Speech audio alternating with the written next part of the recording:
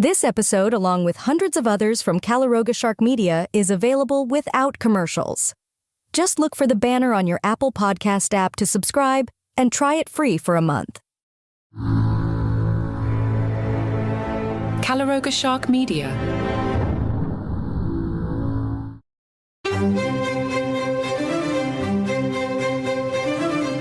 Hello and welcome to Palace Intrigue. I am your host, Mark Francis. In the wake of King Charles' recent cancer news, an eerie prediction by 16th century astrologer Nostradamus has resurfaced. The French physician and reputed seer is famous for his uncannily accurate predictions, which were written down in his 1555 book, Le Prophéties. This tome contained 942 predictions for the future, which some claim foresaw major events like the Great Fire of London, the French Revolution, both world wars, and even 9/11. Nostradamus is thought to have accurately predicted the year and age of Queen Elizabeth II's death when he said a second Queen Elizabeth would die in 22 at around the age of 96. The Queen passed away on September 8th, 2022 at 96. According to Nostradamus experts, he also predicted that in 2024, the royal family would face turmoil, with a king driven out by force and replaced by one who will have no mark of a king. Nostradamus expert Mario Redding interpreted this prophecy to refer to an unpopular king being forced out by the people's wishes and replaced by an unexpected successor. However, with the news of King Charles' cancer diagnosis, followers of Nostradamus are reconsidering the prediction. Could it mean that illness rather than unpopularity will force King Charles from the throne? If Charles were to abdicate and Prince William declined to take the throne or become Prince Regent due to his wife Catherine's own cancer battle, the next in line would be William's 10-year-old son, Prince George. The line of succession then follows to William's other children, Princess Charlotte and Prince Louis, with Prince Harry being fifth in line. This raises the question, who is the man who never expected to be king in Nostradamus' prophecy? Could it be Prince Harry or the young Prince George? In centuries past, it was not uncommon for children to ascend the throne. However, in modern-day monarchy, if 10-year-old George were to become king, could there be public calls for the next available adult after William, Prince Harry, to be installed as king with Meghan as queen? Recently, rumours began circulating online that King Charles' health was worse than Buckingham Palace was letting on. A source speaking to the Daily Beast claimed Charles' prognosis was not good and that palace officials were revisiting the details of his funeral plan, codenamed Operation Menai Bridge. The source, described as an old friend of the royal family, said, "Of course, he is determined to beat it, and they are throwing everything at it. Everyone is staying optimistic, but he is really very unwell, more than they are letting on." Charles returned to duties quickly after the rumours. The upcoming German documentary about Prince Harry and Meghan, produced for ZDF Network by journalist and royal expert Ulrike Grunenwald, is anticipated to reveal fresh secrets about the couple. The documentary is expected to delve into the couple's life in Montecito.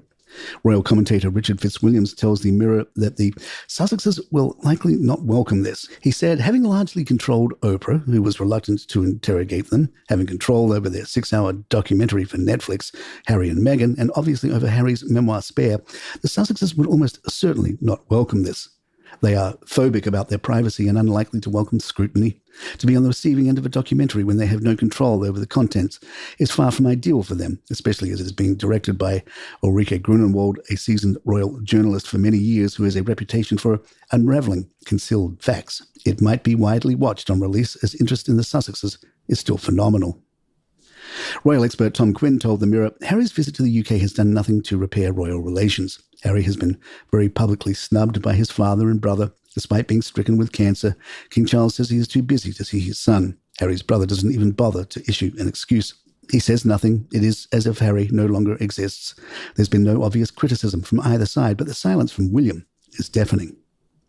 The social media frenzy surrounding Kate's health earlier this year deeply affected Prince William, according to a report in People, leaving the future king upset and angry as he struggled to cope with the onslaught of speculation. However, he has managed to compartmentalize these emotions, drawing on his strong-minded nature and his commitment to family life for strength, as noted by Valentine Lowe, author of Courtiers. Palace Intrigue will be right back. Website VinePair took a look at the world of royal-themed alcohol and a pending shake-up. The world of drinks is full of celebrity endorsements, from rappers shouting out VSOP cognac to Hollywood stars backing tequilas. But the ultimate endorsement comes from the British monarch, who grants royal warrants to a select few brands, allowing them to feature the royal coat of arms and the phrase, by appointment to the formal name and title of the UK head of state or a close relative. Fewer than 40 beverage companies currently hold these coveted warrants, including famous names like Angostura and Veuve Clicquot. However, these warrants are about to change following the death of Queen Elizabeth in September 2022. According to the Royal Warrant Holders Association website, brands can continue using the coat of arms and the name and title for up to 2 years after the death of the royal who granted the warrant. The site also notes that the royal household will review warrant grants after a change of sovereign. Charlie Richardson, who runs a Not a Royal Expert TikTok account, says that this process is already underway. In September last year at Balmoral, the King held a meeting with the Royal Warrant Holders Association. How involved the meeting was or how much was discussed is unknown.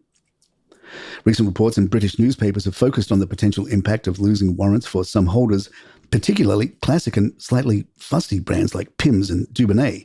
If these makers fell out of favour, are seen as having dropped in quality, or do not meet the requirement of regularly supplying goods to the royal family in recent years, their royal branding could disappear. Richardson notes that many of the biggest producers, including 8 champagne suppliers, have long-standing ties to UK royals dating back to Queen Victoria. It's worth noting that there are actually 9 champagne houses with royal warrants, as Laurent Perrier holds a warrant granted by the former Prince Charles before he became king. This hints at how things might change going forward, as the royal warrants for drinks given by Prince Charles often went to family brands or regional producers like Camel Valley Winery, the first English winemaker to receive the honour. Anthony Gladman, author of Gin, A Tasting Course, says that the former Prince of Wales' choice of juniper green organic gin over mass-market brands like Gordon's and Tanqueray emphasises the new king's organic and environmental focus. That's always been part of the Charles brand. He's always been keen to project that image. There's such a stark difference between Gordon's and juniper green. It can't just be that he happened to like this gin. There has to be some message behind it. Richardson believes that products with ecological or all-natural angles might get more emphasis under King Charles III. The king definitely favours smaller local businesses. As the king is a big environmentalist, the green ethics of companies can now be of greater consideration in deciding warrants if these type of companies do in fact regularly supply the household. The influence of new grantors such as Queen Camilla, William, Prince of Wales, and Catherine, Princess of Wales, could also affect who gets new recognition and whose royal branding gets dropped. For smaller British brands, a royal warrant can be a significant boost. The Mirror reported that a royal warrant has been shown to increase business by 5% annually. Felicity Carter, founder of Drinks Insider, says that for the English wine industry, getting a royal warrant is about associating with high-end British brands and gaining a royal seal of approval. The impact of royal warrants extends beyond the UK as well. In a 2008 New York Times article, one holder credited it for his company's survival, highlighting its importance for both domestic and foreign sales. The royal seal of approval gets me noticed both here and in countries like Japan.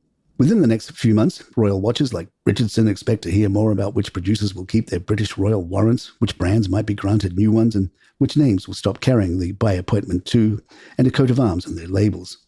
For nearly 40 drink makers and sellers, there's tension in the air. As Richardson puts it, having a royal warrant definitely adds a sense of prestige. If your product is fit for a king, then it must be pretty good. And there you have it. If you'd like to email us, our address is thepalacintrigue@gmail.com.